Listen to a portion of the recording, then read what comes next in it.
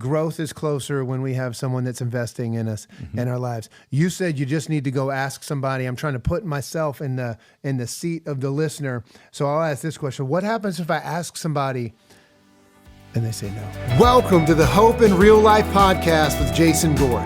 Our team is passionate and committed to bringing you more hope in the everyday, real areas of your life.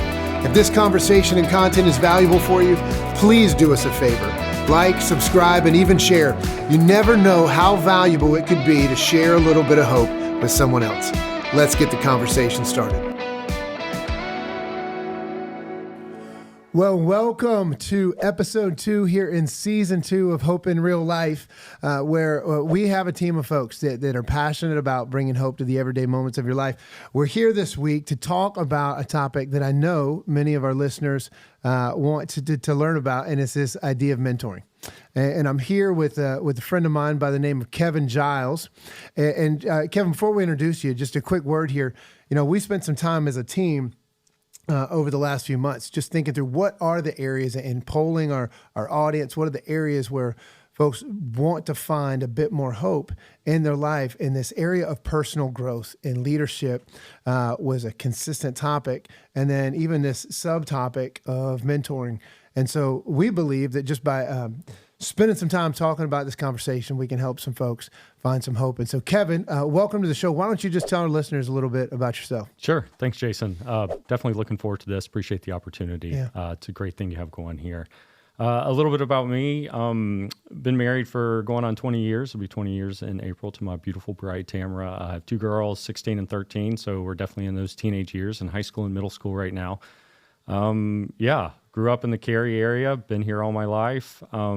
Just excited to be here. Been at Hope Community Church now for it's about 12 years or so, 12, 13 years that I've been attending on a regular basis. Right, which that's kind of the tie. That's how you and I know each other is through Hope.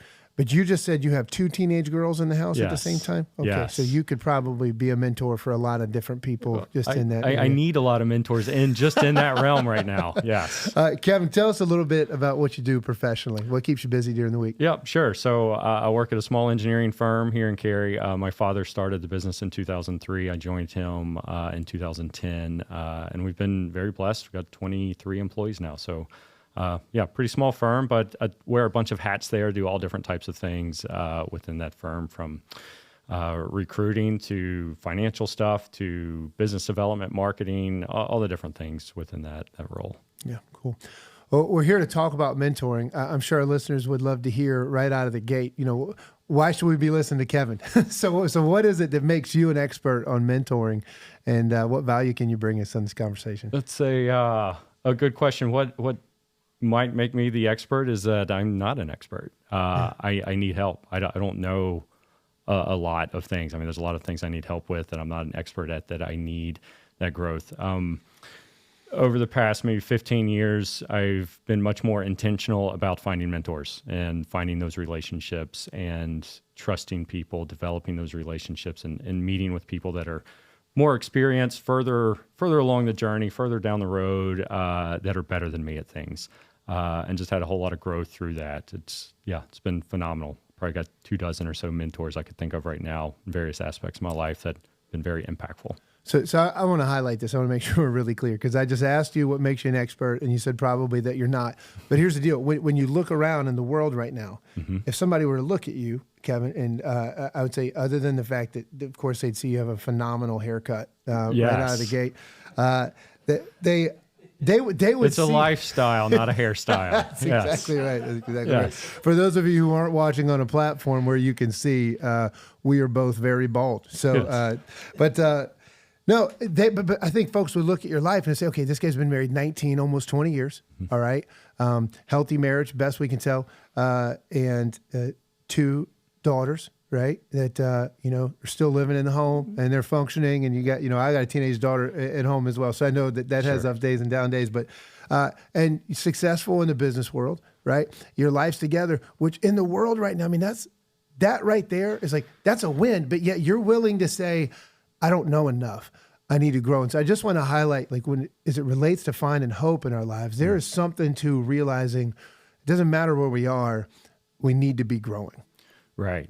Yes, it's been a big part of my journey. When I was younger, right out of college, engaged, married, I was young and knew it all, right? I was going to conquer the world. I knew how to do everything on my own. Didn't need any help. And then things started getting really complicated. And it's just, you quickly realize that I need help. I don't know how to do these things. I don't know what's next. I don't know what it's going to look like 5 years from now. Yeah. Yeah.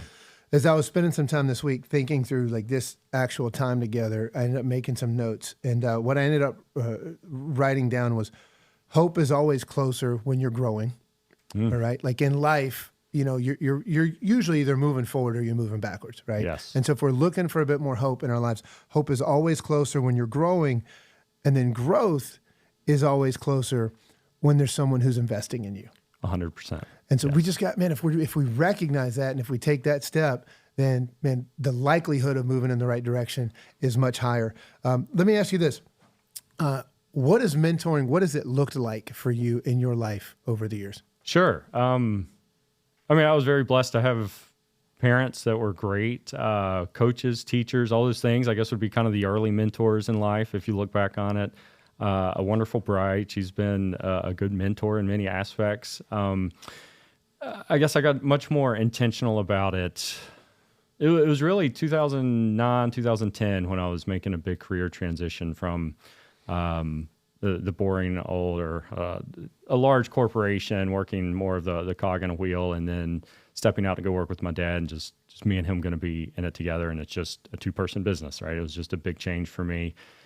And then at the same time, I was getting more plugged in at church, developing my faith much better, developing that relationship with Jesus a lot better, and just had a lot of questions, right? And so finding those mentors became much more important, finding people that are further along that journey. And that's just been the biggest part of it, is going out and finding those, being more engaged with people around me, getting plugged into different groups, getting active, meeting people, being more intentional about, hey, this guy I met, he's 5 years ahead of me in this particular area. He's more experienced. He's doing great in this area. I bet he can share some wisdom. I bet he could do that. And just being intentional about meeting with them, getting on a regular basis with them.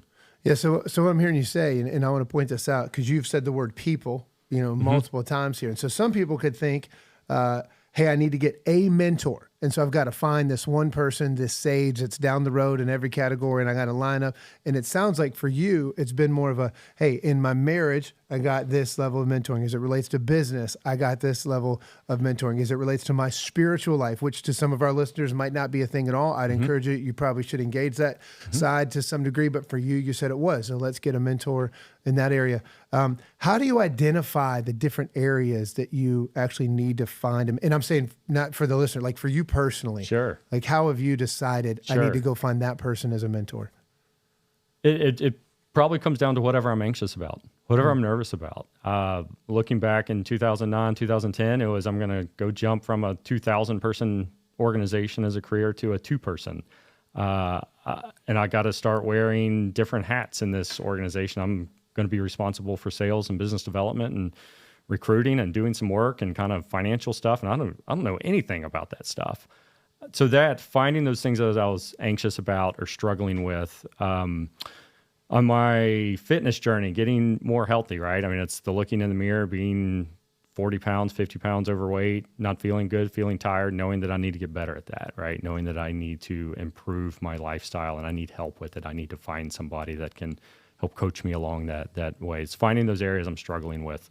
I guess there's some humility built into it, is just being able to realize that I need help in those areas. That's been a big part of it. And then finding those people, I mean, that's a whole nother discussion with getting connected, finding the organizations, where are the people going to be at, right? For me, it's not likely going to happen on Zoom. It's something that I need to be meeting with people on a regular basis, developing those. For me, the best mentors have started kind of as friendships where I get to know them and trust them and enough that I can be vulnerable with them. And then when I start to get to know them better and hear their story and see areas of their life that they're excellent at, that I could use some help in, that's kind of when I've started leaning in. We are going to take a brief break from our show to let you know about a resource that we are making available to you. If you're looking for a resource on personal development or spiritual enrichment, then you've got to check this out. It's a free tool. Now, free to our listeners. Free is good. It was not free for us to create, but free for our listeners, made specifically for anyone who's looking for a bit more hope in their everyday life. Listen to the features: daily devotions, parenting tips, financial resources, marriage insights. There's even a community where you can share prayer requests if you've got things going on in your life, and you can see and know that other people are praying for you. This is going to be available in early January. We'll make sure everybody knows. Stay tuned. Keep looking for it. We'll have it out. But listen, tomorrow can be better than today, and hope is possible, even in real life. Let's get back to the show. I think as I've thought through mentoring over I don't know how long, but even specifically in the last week, I think the temptation could be that we think about mentoring just as that thing that we do when we sit down and have a cup of coffee with somebody, for that 1 hour. Mm-hmm. The reality is, if we have the humility to realize we need to grow, if we want to take action to grow, what I wrote down here was mentoring doesn't just happen in a coffee shop. We can always be watching, listening, learning, asking questions. But then the last thing I wrote down is, we also have to take the step to apply it. Yes. Yes. That is there would be nothing more frustrating if I was on the other side of the table as a mentor. And when I've been a mentor of somebody else, there's nothing more frustrating than to be coaching somebody, be helping somebody, be there to they can lean on me and helping them make decisions and give some recommendations, give some advice, give some routines that they should be getting into, and then they do nothing. Yeah. Right. So yes, do something. Do what they're asking you to try. Something might be uncomfortable. That's a great thing. Do that uncomfortable thing. Yeah. And again, and just to stress this, what I'm hearing from you is it doesn't have to be a formal process either. It could be something where you're watching someone from afar, and I'm going to get this wrong, but there's something that somebody's been saying longer than I've been alive. A smart person learns from their own mistakes, right? Mm-hmm. But someone with wisdom can actually watch someone else's life and see how they live, and then make decisions in their own life based on what they pick up from others. I think there's probably some other color I could add to that, but at the end of the day, ton of examples of that in my life. Yes. I mean, even from my fitness journey, just learning to run and run longer and run more and putting more miles on and avoiding injuries and watching people or talking to guys that have run 2,000 miles, 2,500 miles a year for the past 30 years, right? And knowing what their journey's been looking like and what types of shoes they do, and they alternate shoes every 300 miles, and they have all these routines to help avoid those injuries and avoid problems. Yes, definitely. Let's do this. So say we've got a listener right now. They're fired up. Okay, I get it. All right, I need to grow. If I'm going to find more hope in my life, that's going to come if I'm growing, and I have a higher likelihood of growing. If I have somebody investing in me, I'm ready to find a mentor. What's the first step they need to take? You got to go meet people, right? You got to get out there and meet somebody. It's not going to happen sitting on your couch at home. Get plugged in. Find an organization. For me, the initial one was through church, through Hope Community Church, getting plugged in on a small group. One of our current business partners at work was a small group leader for me. And so it was a mentor. Actually, it was more of, for Tamara and I as well, more of a marriage mentor and life mentor early on. So getting plugged in, get into a group environment, meet some people. For me, that's been through church, Hope Community Church, serving, and then also those small groups through work, business networking organizations, through your own organization, finding maybe, I don't know that a boss would be the person you're going to be comfortable getting vulnerable with, but maybe somebody in a different department that's a little further advanced in the career, that's been around longer, that has more experience. It's got to be somebody you're going to be willing to be vulnerable with to an extent. So getting out there, meeting people, finding those different organizations, networking groups. For me, F3 has been a big part of that. It's a men's workout group at its simplest form, but it's an outdoor group of men we're meeting every morning of the week to do a workout, and there's a bunch of great guys in that group. Once you get to know them a little bit better, develop those friendships, see which guys are further along in certain areas of your life that you want to be like. In the business world, CBMC, Christian Businessmen's Connection's been a great one for me good group of men out there in the business world and living out that life through work. It's been another just way to go meet people, find people, connect with people. And then the second part of that is developing those relationships. It's got to be somebody you like, right? It can't be somebody that's a jerk. It's got to be somebody that you enjoy spending time with. And it needs to be somebody that's better than you at something, right? So whatever that is, if it's marriage, if it's work, even within work, I have a couple mentors that I rely on for like business development, sales type stuff. And some of my role is that. Then I've got others that are more financial experts that I'm looking to. I've got others that are more in that leadership realm of what are we doing on leading an organization. So even within those areas, just finding, I don't know that you're ever going to find the one perfect person, at least not on this planet, at least not here walking with us physically on this planet. But finding somebody that, at least in a couple of areas, is more advanced. And then it doesn't have to be like a weird walk up to somebody you barely know, hey, will you be my mentor, right? For me, it's always been more of, hey, let's go grab coffee together. Let me take you out to coffee. Let's go connect over coffee and have a discussion. And then it just kind of naturally progresses into that more formal mentor type relationship. Yeah. So you mentioned a couple of resources there, or at least a couple of opportunities in F3 and in the business network. So we'll drop the links to those down in the show notes, how they can find more information on that. The F3 thing, anytime somebody mentions something that involves around fitness, I'm going to jump in on it. Yeah. But how do they, can you just say, how do they find the closest F3? If they're like, you know what, I'm fired up, I'm going to go try to connect with some guys tomorrow.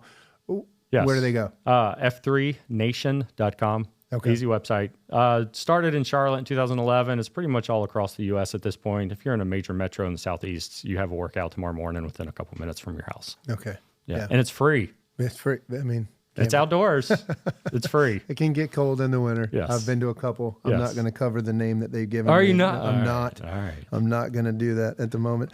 All right. So listen, again, hope is closer when you're growing. All right. And growth is closer when we have someone that's investing in us, in our lives. You said you just need to go ask somebody. I'm trying to put myself in the seat of the listener. So I'll ask this question. What happens if I ask somebody and they say no?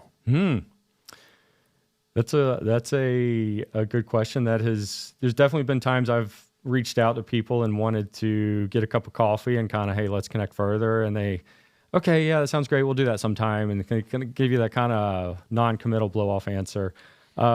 Be patient with it. Maybe they're busy. Maybe they don't have time right now. Maybe they've expanded they've spent all their efforts in other areas. Don't be discouraged. Go meet more people. Yeah. Get out there, get involved, meet more people. Yeah, I think I asked the question so I could answer it as well. Yeah, smart. No, I just because I'm sitting here and I'm hearing that, I'm like, man, that could be intimidating. So I just wanted to take a minute and offer some hope and some encouragement and say, hey, you know what? They might say no. That's okay. All right, they're not going to think about it again. You don't have to think about it again. There's other people out there, but it's still worth it. Like having someone say no so that you can find the right yes is worth it. It's worth feeling like, man, I don't know what happened. Is there something wrong with me? It's not a big deal. At the end of the day, your goal is not for everybody to say yes to you. The goal is for you to be able to grow so that you can be at the place in your life where you're going to have the hope that it is that you want to have. So take a chance, go out, meet some people, know the areas in your life where you want to grow, and ask somebody to invest in you. Yes. As we get ready to wrap this thing up, I want to ask you one more question. We're going to flip this thing around because, again, hope in real life, I say this regularly, I think most of us have more hope in our lives when we have a purpose. And so someone investing in us, that's great, but that is a bit consuming and it's needed. But how about those of us that might be at a place that we have a little bit to give, but haven't had an opportunity or haven't taken a chance yet at mentoring and investing in other people? What would you say about that?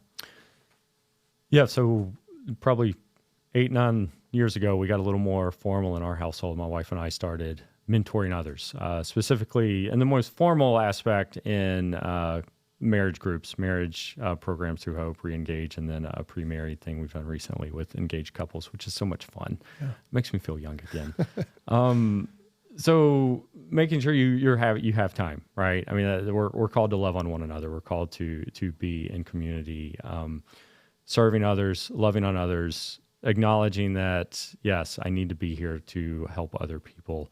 And developing those relationships and even looking for it. I think one of my early mentors, it wasn't me inviting him to coffee. It was him inviting me to coffee. I think he saw that I needed some help and I needed some growth. So doing that same thing, finding those people that are struggling a little bit in a certain area that you might have some expertise in that you can lean in and help them. It's very empowering. Yeah, I think I can say without a doubt, I would not be where I am in life if it weren't for other people that were willing to take the time to invest in me. And I'm at that place in my life where I'm like, I think I might have a little bit to give. I don't have a lot to give. I got more rooms to grow in myself than I have to give. But in those areas, man, like other people around us need to be able to grow and they need to have somebody else come alongside of them. And so I say that just to encourage our listeners. If you're hearing this and you have lived some life, you have gone through some things, man, don't keep that to yourself. There is a world out there that is in desperate need and most likely would love to hear what it is that you have to say, but we got to be willing to invest it in them as well. Okay, a couple questions.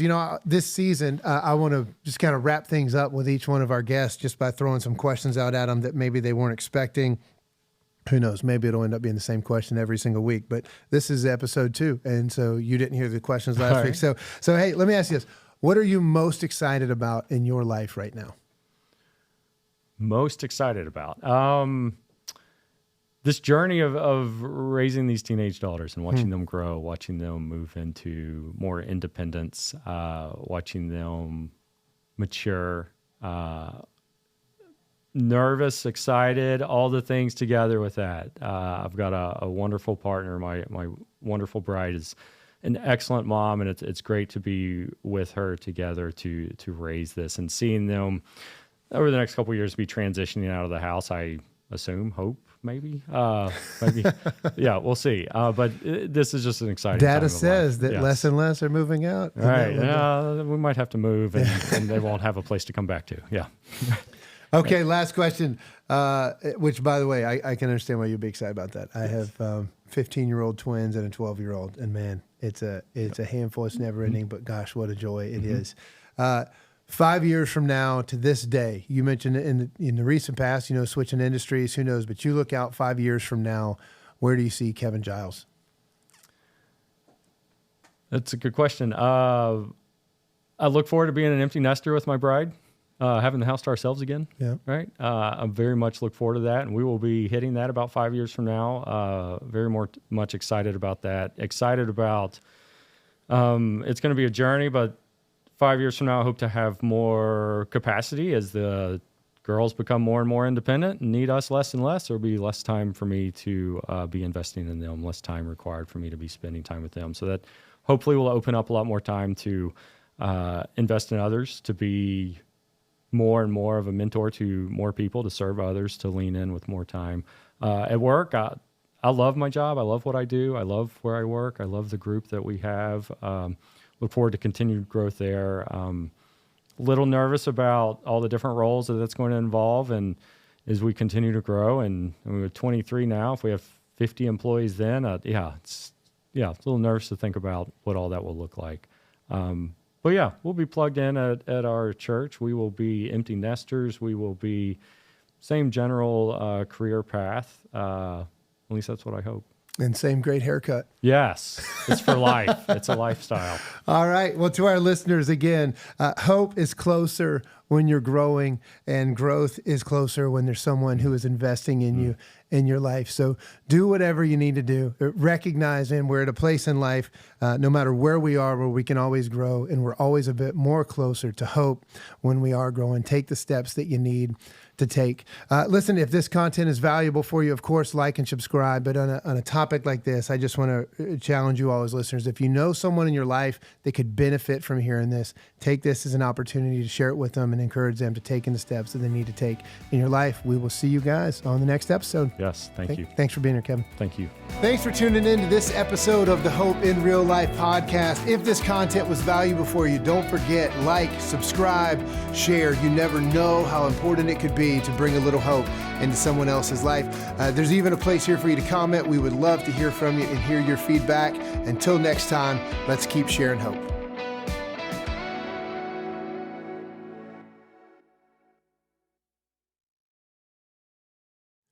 Well, hello, Hope in Real Life family. We want to give you an opportunity to celebrate the true meaning of Christmas at one of our family-friendly Christmas Eve services. Now, I know you folks are all over the country here, but online at gethope.tv, we will have our Christmas Eve services at 6 p.m. and 8 p.m. Would love to have you tune in and join. It's a family-friendly affair. Can't wait to see you on Christmas Eve.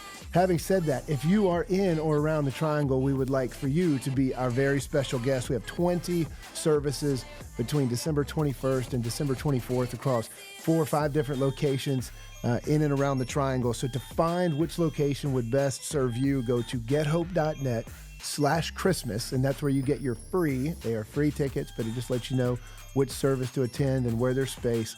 Again, we'll put that in the description, gethope.net/Christmas. We would love to see you in person at one of our services on Christmas Eve. Can't wait to see you. Merry Christmas.